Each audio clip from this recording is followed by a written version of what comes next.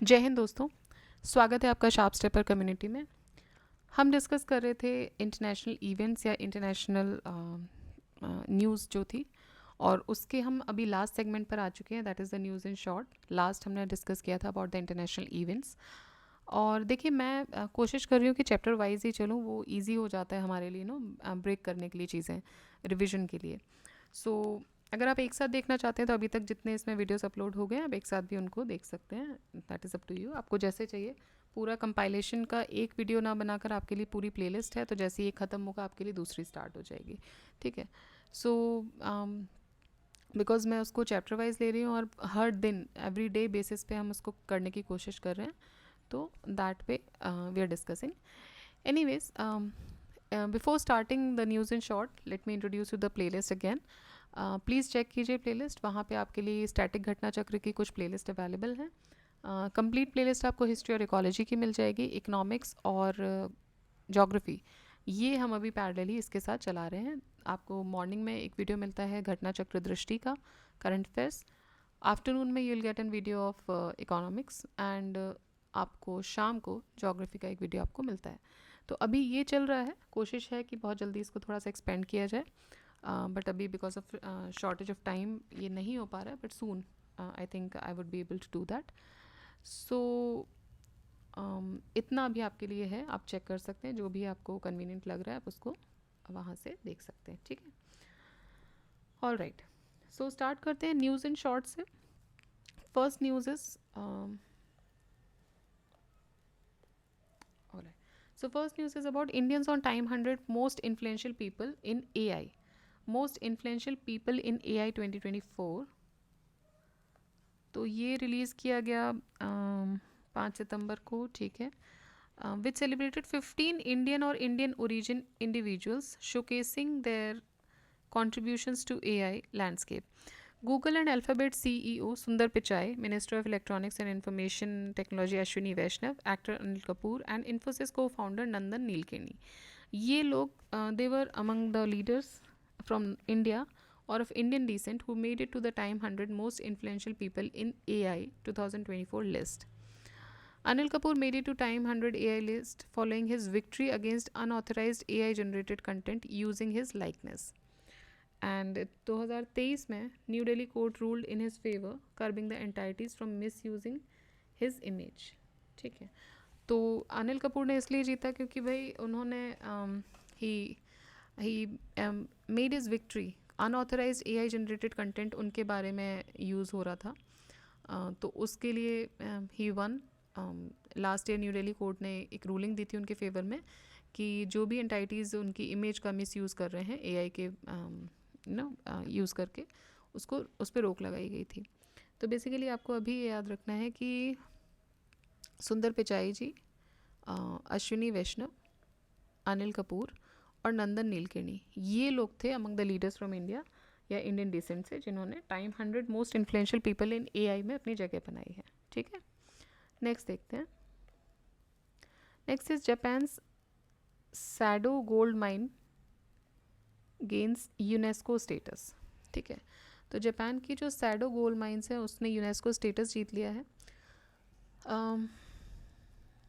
Nation wide consented to use in display detailing its terrible past of main streaming Korean labours in the second world war. ठीक है। तो basically अभी आपके लिए याद रखने के लिए जो चीज़ है वो सिर्फ ये लाइन है कि यूनेस्को स्टेटस मिल गया है ये जापान की सैडो गोल्ड माइन को। तो सिर्फ आपको मैच में भी आ सकता है कि सैडो गोल्ड माइंस जो हैं वो कहाँ पर हैं। सैडो और सादो जो भी इसको बोलते हैं। सो ये गोल्ड माइंस कहाँ पर हैं ये आपको क्वेश्चन में पूछा जा सकता है। फिलहाल अभी इतना इंपॉर्टेंट है। सैडो गोल्ड माइंस के बारे में देख लेते हैं।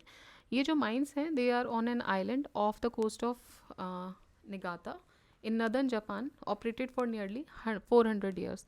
तो देखिए ये जो निगाता जो जगह है ये भी न्यूज़ में रही है भाई, पूछ जाने को तो ये भी पूछा जा सकता है, तो ध्यान दीजिएगा ये जगह कहाँ पर है। ये जापान में है और यहाँ पर ये माइंस मिली हैं, सैडो माइंस, गोल्ड माइंस। और it was once the world's largest gold producer before closing in 1989। तो 1989 में जब इसको बंद किया गया उससे पहले ये वर्ल्ड की लार्जेस्ट गोल्ड प्रोड्यूसर माइन थी। And it was also link to Japan's war time abuse of Korean labours. और जो जापान मतलब जो कोरियन लेबर्स का अब्यूज़ हुआ था उससे भी कहीं ना कहीं इसको लिंक करके इसके बारे में कुछ इन्फॉर्मेशन दी जाती है। But overall Saido gold mines जो हैं वो जापान में हैं, और एक समय पे ये लार्जेस्ट गोल्ड प्रोड्यूसर माइंस भी हुआ करती थी। Next is INS Tabar. It reaches the Saint Petersburg for Russian navy day celebrations. So INS Tabar पहुंच गया है सेंट पीटर्सबर्ग, किस लिए? रशियन नेवी डे सेलिब्रेशंस के लिए। Vladimir Putin greeted Indian navy personal on board Indian naval ship INS टबर। तो ये कहाँ पहुंचा है? रशिया, जो कि पार्टिसिपेट कर रहा है रशिया की नेवी नेवल डे सेलिब्रेशंस में। Putin receive the main naval parade on the Neva river. Neva river कहाँ पर है? नेवा रिवर है सेंट पीटर्सबर्ग में। Ship part of the Indian navy's western fleet, ये मुंबई बेस्ड है under the western naval command. INS Tabar on departure from Saint Petersburg Russia successfully conducted maritime partnership exercise with Russian navy ship Soobrazitelny, I don't know, मैं नहीं pronounce कर पा रही हूँ उसको, but जो भी है रशियन नेवी की शिप के साथ उसने मैरीटाइम पार्टनरशिप एक्सरसाइज भी कंडक्ट किया। Participation of Indian navy ship Tabar in 328वां रशियन नेवी डे परेड था ये, and it conduct of MPX marks a significant milestone. तो कुल मिला के आप ये याद रखिए INS टबर जो है टबर ये गया था रशिया के नेवल डे सेलिब्रेशंस में, और वहाँ पे मेन नेवल परेड भी हुई रेवा नदी के पास, नेवा। और नेवा नदी कहाँ पर है? नेवा नदी है सेंट पीटर्सबर्ग में, और ये मुंबई बेस्ड जो वेस्टर्न फ्लीट है उसका पार्ट है। Next, Denmark, Greece, Pakistan, Panama and Somalia. UN security council में किस किस को नॉन परमानेंट सीट्स मिली हैं अभी? Denmark, Greece, Pakistan, Panama, Somalia. ठीक है, Denmark, Greece, Pakistan, Panama, Somalia. हमारे लिए पाकिस्तान थोड़ा ज़्यादा इंपॉर्टेंट है क्योंकि पड़ोसी देश है। तो जून 6, 2024 को United Nation General Assembly they convened to elect the new non permanent members to UN security council. 2 साल के लिए इनको सीट दी गई है। इनका टर्म शुरू होगा जनवरी 1, 2025 से। So Pakistan, Somalia, Panama, Denmark और ग्रीस, इन्होंने रिप्लेस किया है जापान, माल्टा, मोजाम्बिक, इक्वाडोर और स्विट्ज़रलैंड को। और ये जो मेंबर्स हैं they will join Algeria, Guyana, Republic of Korea, Sierra Leone और स्लोवेनिया को। परमानेंट मेंबर्स अगर UN सिक्योरिटी काउंसिल के देखें तो चाइना, फ्रांस, रशिया, UK और US। China, France, Russia, UK, US। ठीक है। तो अभी आप देखिए नॉन परमानेंट मेंबर्स में जो मिल गई है सीट्स वो किस किस को मिल गई है? पाकिस्तान, सोमालिया, पनामा, डेनमार्क और ग्रीस को। चलिए आगे बढ़ते हैं। टर्की, जिसको अब तुर्की बोलते हैं, it is remove from money laundering grey list. तो मनी लॉन्ड्रिंग ग्रे लिस्ट से टर्की या तुर्की को रिमूव कर दिया गया है। So recently global financial crime watchdog financial action task force FATF, इसने तुर्की को रिमूव किया है from its grey list of countries that require special scrutiny. Turkey's now Turkey finance minister Mehmet Simsek declared that the nation had been taken off the FATF grey list.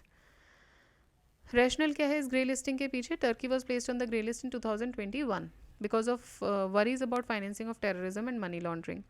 Turkey has been criticized also क्योंकि terrorist organizations को कहीं ना कहीं वो support कर रहे थे, जैसे कि Hamas, for its lax oversight of a number of industries vulnerable to money laundering. ठीक, तो अभी बस आप ये याद रखिए कि टर्की को या तुर्की को मनी लॉन्ड्रिंग ग्रे लिस्ट से हटा दिया गया था। लाया कब किया था? 2021 में, बिकॉज ऐसा माना जा रहा था, ऐसा जो फैक्ट्स जो मिले थे कुछ, कि वो सपोर्ट कर रहे हैं, फाइनेंस कर रहे हैं टेररिज्म और बेसिकली टेररिस्ट ऑर्गेनाइजेशंस को। FATF एक इंटर गवर्नमेंटल ऑर्गेनाइजेशन है, 1989 में G7 के द्वारा इसको बनाया गया। ऑब्जेक्टिव है इसका मनी लॉन्ड्रिंग को कॉम्बैट करना, counter the terrorism financing, counter the proliferation financing.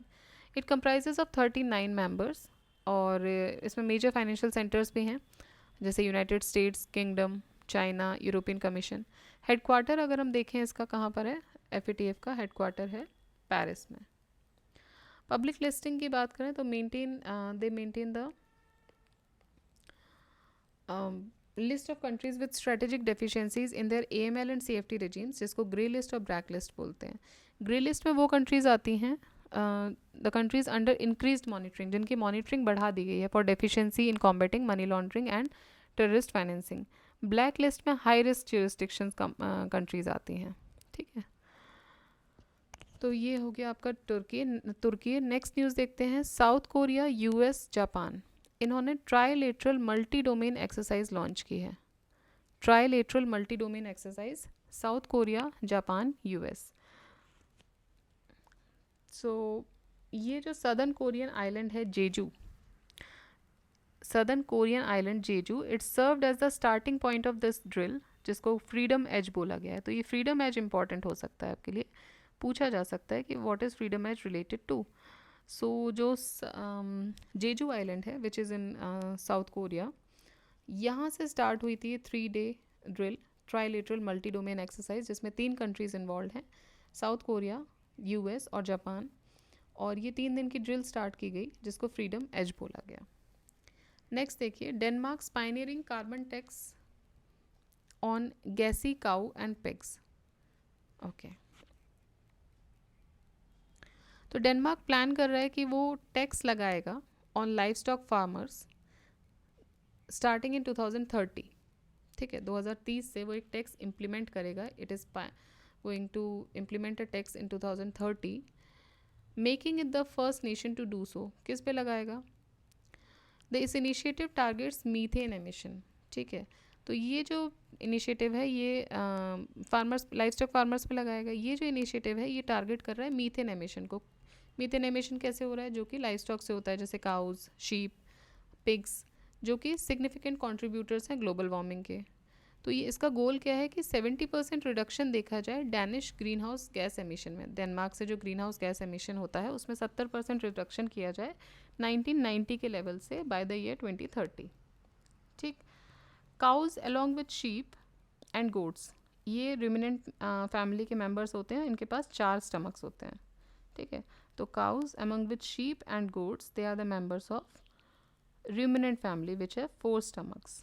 Special digestive tract होता है उनके पास ये। तो इसकी वजह से क्या होता है, एक सिग्निफिकेंट अमाउंट ऑफ मीथेन, जो कि एक पोटेंट या पावरफुल ग्रीन हाउस गैस है, वो एमिट होती है।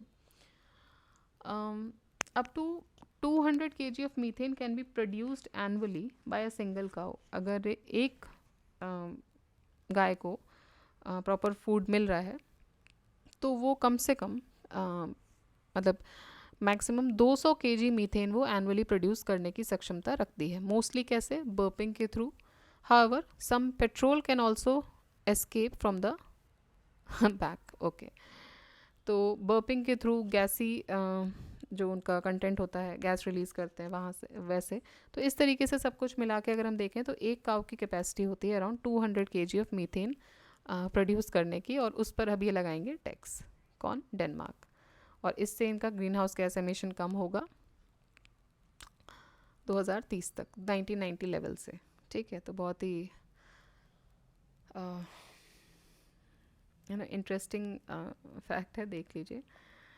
चलिए नेक्स्ट देखते हैं, India Sri Lanka commission maritime rescue centre to boost security ties. So India Sri Lanka commission maritime rescue centre to boost security ties. June 20 को they mark the launch of an effort that is essential to 2 nations collaboration in maritime security. It was made possible by a $6 million donation from New Delhi during the former's all-day visit to the island nation. Maritime Rescue Coordination Center was officially opened. तो एक Maritime Rescue Coordination Center खोला गया external affairs minister Jaishankar और president Ranil Wickremesinghe के द्वारा। Maritime rescue coordination centre, ये $6 million funding दी गई है इंडिया के द्वारा, और उसकी मदद से इसको कंस्ट्रक्ट कराया गया है, जॉइंटली कमीशन किया गया है। इस this consist of an unmanned station at Galle. एक ये सब सेंटर है हम्बन टोटा में। तो एक अनमैन्ड स्टेशन इस पे बनाया गया है गल्ले in Hambantota, and a centre at navy headquarters in Colombo. और एक सेंटर कोलंबो में भी बनाया गया जो इनका नेवी हेडक्वार्टर्स है।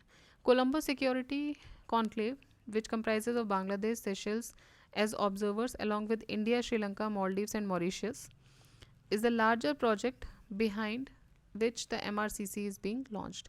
तो जो हमने डिस्कस किया था अभी कुछ टाइम पहले, कोलंबो सिक्योरिटी कॉन्क्लेव, जिसमें कि इंडिया, श्रीलंका, मालदीव्स, मॉरिशस इसमें इंक्लूडेड थे। आई थिंक इसमें बांग्लादेश भी एज अ फिफ्थ कंट्री इसमें ऐड किया गया था रिसेंटली, और सेशल्स उसमें ऑब्जर्वर स्टेटस रख रहा था। सो उसके बैकड्रॉप में इसको MRCC को लॉन्च कर रहे हैं। ठीक है, तो ये इंडिया और श्रीलंका के बीच में मैरीटाइम रेस्क्यू कोऑर्डिनेशन सेंटर एक बनाया जा रहा है। Next, Thailand passes marriage equality bill, a first in south east Asia. तो साउथ ईस्ट एशिया में पहली कंट्री है जो कि मैरिज इक्वालिटी बिल बना रही है। क्या है ये marriage equality bill? Recently the lawmakers in Thailand voted on to approve a marriage equality bill, a move that puts the country on a clear path to becoming the first in the south east Asia to legalise the same sex marriage. तो same sex marriage को legalise करने वाली पहली country south east Asia की हो गई है Thailand. June 18, Thai Senate adopted a marriage equality bill. This will make Thailand the first country in Southeast Asia to allow the same-sex unions. Proponents of the bill hailed it as a monumental step forward for LGBTQ plus rights. Taiwan or Nepal legalized the same-sex unions, but not quite long ago. ठीक है,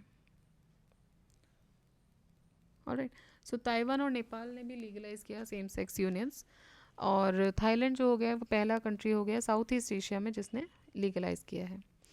next, अब ये facts आप याद रखिएगा, यहीं से question बन जाता है कि भी पहली साउथ ईस्ट एशियन कंट्री जिसने लीगलाइज कर दिया, तो वो हो गया ईजिली थाईलैंड, आप उसको आंसर कर सकते हैं। तो ये पॉइंट्स आपको कुछ याद रखने हैं। Next is world highest observatory inaugurated in Chile. तो वर्ल्ड की हाईएस्ट ऑब्जर्वेटरी इनाग्रेट की गई चिली में। Japanese university of Tokyo Atacama Observatory, or TAO, is perched on the tall mountain in Chilean Andes above 5,640 meters above sea level.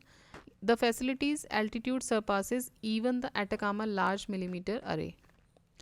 ठीक है, तो ये जो इसका जो एल्टीट्यूड है ये एटाकामा लार्ज मिलीमीटर अरे के भी ऊपर है। उसकी जो हाइट है वो है 1600-570 फीट, जबकि ये जो चिलियन एंडीज़ पे जो टोक्यो एटाकामा ऑब्जर्वेटरी है, टाओ ऑब्जर्वेटरी, उसकी हाइट है 5640 या फिर 1800 फीट। टाओ 6.5 मीटर टेलीस्कोप है जिसमें कि 2 साइंस इंस्ट्रूमेंट्स लगे हुए हैं, which is design to observe the universe in infrared. तो ये यूनिवर्स को ऑब्जर्व करेगा इंफ्रारेड में, जो कि इलेक्ट्रोमैग्नेटिक रेडिएशन है with a wavelength longer than visible light but shorter than microwaves. ठीक है, इसकी वेवलेंथ विजिबल लाइट से तो ज़्यादा होती है लेकिन माइक्रोवेव से कम होती है। TAO is located at the summit of Atacama's Cerro Chajnantor mountain, whose name means place of departure in the now extinct Kunza language of indigenous Laikan Antai.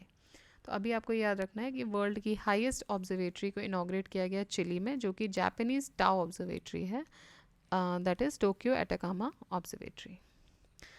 EU adopts first law tackling violence against women. So recently European Union ने पास किया है अपना पहला legislation to combat the violence against women.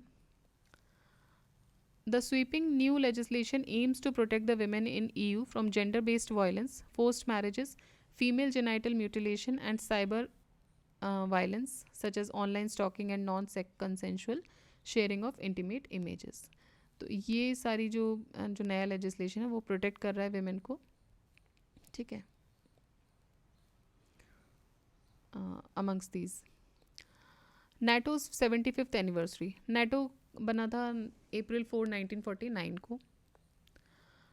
इसका main headquarter जो है वो ब्रसल्स में है, बेल्जियम में, जबकि नेटो के मिलिट्री हेडक्वार्टर मॉन्स बेल्जियम में है। स्वीडन इसका पहला Sweden became a full member of NATO on March 7, 2024। तो नेटो में अब कितनी कंट्रीज़ हो गई हैं? 32 मेंबर कंट्रीज़ हो गई हैं, और जो सबसे लेटेस्ट जो ऐड हुई है वो है स्वीडन। ठीक है, 32 कंट्रीज़ हो गई हैं नेटो में। India and USA Cultural Property Agreement.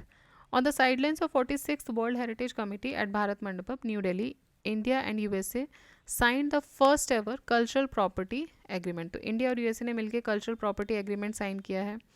तो क्वेश्चन आ सकता है कि कल्चरल प्रॉपर्टी एग्रीमेंट किन दो देशों के बीच साइन हुआ है, तो इंडिया और यूएसए के बीच में साइन हुआ है।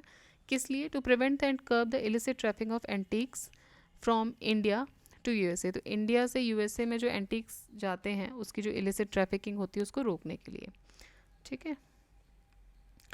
2022 में इंडिया और USA they came on one stage to explore the possibility of strengthening the bilateral ties under article 9 of the 1970 UNESCO Convention. US will issue a list of restricted items and return any forfeited objects to India as per the agreement. Next देखिए, CAG and Nepal's Auditor General signed MOU. तो May 2, 2024 को CAG ने एक memorandum of understanding MOU sign किया with auditor general of Nepal. ये जो agreement है it aims to enhance the collaboration and exchange of expertise in the field of auditing between the two. So CAG and Nepal's auditor general इन्होंने MOU sign किया है और collaboration को बढ़ाने के लिए और जो एक्सपर्टीज़ है इन द फील्ड ऑफ ऑडिटिंग इसके लिए। तो ये भी क्वेश्चन बन सकता है कि कैग के बीच में या फिर जो ऑडिटर जनरल्स हैं किन दो देशों के बीच में उन्होंने MOU साइन किया। So it is between India and Nepal. Next news देखिए, Qatar released 8 Indian navy veterans. So Qatar has released 8 Indian navy veterans who were sentenced to death on espionage charges. उनको उन्होंने रिलीज़ कर दिया है Qatar ने। One of them was captain Navtej Singh Gill, जिनको president's gold medal भी मिला था for excellence when he graduated from the naval academy. और इन सबको कतर ने एस्पाइनेज के चार्जेस पे डेथ सेंटेंस दिया हुआ था। सो अभी रिसेंटली उनको रिलीज़ किया गया and it's a very happy news for the country as well as for the family members. तो Navtej Singh Gill was among the one जिनको प्रेसिडेंट गोल्ड मेडल भी दिया गया था when he graduated from naval academy. Third edition of Indus X summit. Third edition Indus X summit का हुआ सितंबर 9-10, 2024 को। कहाँ पर हुआ है? कैलिफोर्निया, यूनाइटेड स्टेट्स में। And joint defence innovation ecosystem में एक एडवांसमेंट की यहाँ पर देखने को मिला, एक प्रोग्रेस देखने को मिला इसमें। It was a landmark event jointly organized by US India Strategic Partnership Forum and Stanford University. MOU sign हुआ between India's Innovation for Defense, Excellence IDEX and the US Department of Defense Innovation Unit DIU. ठीक है, तो ये third edition था। Next news देखिए, 5th India Philippines joint defence cooperation committee. 5th India Philippines joint defence cooperation committee. So ये होती है Manila में सितंबर 11, 2024 को। मीटिंग वॉज को chaired by defence secretary Shri Giridhar Aramane and his counterpart senior under secretary ministry of national defence of Philippines mister Irineo Cruz. So ये 5th meeting इनकी हुई है मनीला में, India Philippines joint defence corporation meeting. 57th ASEAN foreign ministers meeting. 57th ASEAN foreign minister meeting हुई वियंटियन लाओ में जुलाई 21 से 27 तक। और इसको फॉरेन मिनिस्टर्स ने अटेंड किया of ASEAN members as well as ASEAN dialogue partner Australia, Canada, China, EU, Japan, New Zealand, Russia, South Korea and US। ASEAN की बात करें तो ये 8 अगस्त 1967 को इसको बनाया गया था। एंड आसियान डिक्लेरेशन, जिसको बैंकॉक डिक्लेरेशन भी बोलते हैं, ये साइन हुआ था। फाउंडिंग मेंबर्स थे इसके Indonesia, Malaysia, Philippines, Singapore, Thailand. बाद में जो लोग जो मेंबर्स जुड़े वो थे ब्रूनेई, वियतनाम, लाओ एंड म्यांमार, कंबोडिया। ठीक है, नेक्स्ट देखते हैं global pulses conference. Recently global pulses conference एक एनुअल गैदरिंग है पल्सेस प्रोड्यूसर्स, प्रोसेसर्स और ट्रेडर्स का। रिसेंटली इसको ऑर्गेनाइज किया गया national agricultural cooperative marketing federation of India NAFED के द्वारा and global pulse confederation on February 14 to 17, 2024 at new Delhi. So global pulses conference हुआ था। Next is Asia Pacific forum on human rights. देखिए, president of India Shrimati Droupadi Murmu ने annual general meeting AGM को inaugurate किया and biennial conference of Asia Pacific forum on human rights कहाँ किया? पर new Delhi में। तो देखिए, ये ऐसा नहीं न्यूज़ इम्पॉर्टेंट है, बट यहाँ से क्वेश्चन बनने के चांसेस कंपैरेटिवली थोड़े से कम बनते हैं, इसलिए इन पर बहुत ज़्यादा मैं बार बार जोर नहीं दे रही हूँ। जो इम्पोर्टेंट लग रहा है वहाँ आपके लिए पॉइंट आउट कर रहे हैं, बट ये हाँ, ये हुआ, नाफेड ने किया, ये इजीली हो जाएगा। अगर कुछ और इन्फॉर्मेशन यहाँ पर दी होती तो हम डिस्कस करते, बट यहाँ अगर इतनी इन्फॉर्मेशन दी है तो उस हिसाब से इतनी इंपॉर्टेंस ये नहीं होल्ड कर रहा है अमंग्स ऑल अदर्स। तो क्वेश्चन बनने के चांसेस जो ज़्यादा हो सकते हैं जिन एरियाज से, उस पर हम ज़्यादा फोकस कर रहे हैं। ठीक है, next is 20th ASEAN India summit and the 8th east ASEAN summit. So ASEAN India summit हुई और 18th east Asia ASEAN summit हुई जकार्ता में, इंडोनेशिया में, 7 सितंबर 2023 को, और in partnership with Indonesia and Jakarta. 19th EAS ये होगी लाओ PDR में। तो अभी जो हुआ है 18th वो हुआ है जकार्ता में, 19th होगा लाओ PDR में। World future energy summit, recently Abu Dhabi future energy company PJSC Masdar, the UAE's clean energy power house, they hosted 16th edition of world future energy summit. तो किसने host किया? Abu Dhabi ने।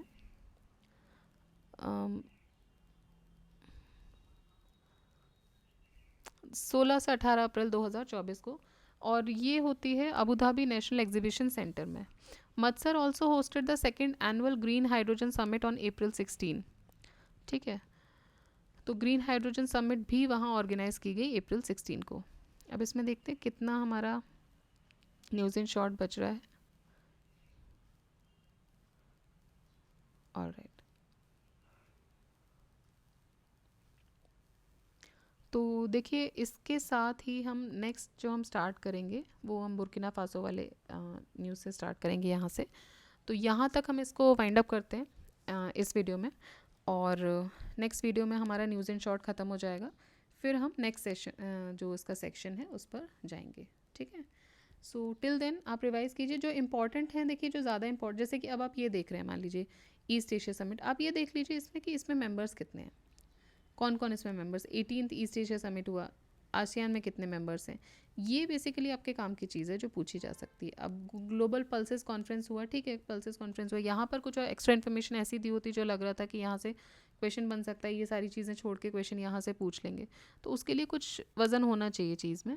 उतना मुझे नहीं लगा particularly, इसलिए मैंने उस पर डिस्कस मैं सब करूँगी, बट जहाँ पे मैंने जोर नहीं दिया है वो सिर्फ इसलिए। अब जैसे नेपाल ऑडिटर्स जनरल्स, इन्होंने एक MOU साइन किया, ठीक है, ये क्वेश्चन बन सकता है, ये छोटा क्वेश्चन है, ये डायरेक्ट क्वेश्चन बन सकता है कि अभी रिसेंटली कौन कौन से देश के ऑडिटर जनरल, इंडिया और कौन से देश के ऑडिटर जनरल स्कीम में एक MOU साइन हुआ। ठीक है, ये क्वेश्चन बनने के चांसेस हो जाते हैं कंपैरेटिवली। ठीक है, तो ये आपको याद रखना है। इंडस एक्स समिट है, इंडस एक्स समिट क्या है, इसका हिस्ट्री क्या है, थोड़ा बहुत आप वो देख लीजिए, तो वहाँ पे चीज़ें इंपॉर्टेंट होती हैं। बाकी जैसे नाटो का अभी रिसेंटली कौन मेंबर बना है, बहुत इंपॉर्टेंट क्वेश्चन हो जाएगा, स्वीडन ने अभी रिसेंटली इसको ज्वाइन किया है। कल्चरल प्रॉपर्टी एग्रीमेंट किसके बीच में साइन हुआ है, इंडिया और USA के बीच में साइन हुआ। तो ये जो न्यूज़ है ये थोड़ी ज़्यादा मुझे लगता है होल्ड करती है। डेनमार्क पायनियरिंग हो गया, अभी बहुत अच्छी अलग सी थोड़ी न्यूज़ हो गई है, एंटरटेनिंग भी लग रही है कि भाई गैसी काउज और पिक्स पर, अब उस पर उनका जोर तो नहीं है काउज और पिक्स का, बट आप उन पर टैक्स लगा रहे हो। तो इस तरह की न्यूज़ जो है वो थोड़ी सी दे होल्ड सम सब्सटेंस, तो वहाँ मुझे लगता है थोड़ा ज़्यादा हमें ध्यान देना चाहिए। और आप ये रिवाइज़ कीजिए न्यूज़ इन शॉर्ट जो है, इनको अच्छे से रिवाइज़ कीजिए। नेक्स्ट वीडियो के साथ हम आएंगे जिसमें हम न्यूज़ इन शॉर्ट वाला चैप्टर पूरा कंप्लीट कर देंगे एक गो में। Alright, so till then keep revising, keep studying. जय हिंद, जय भारत।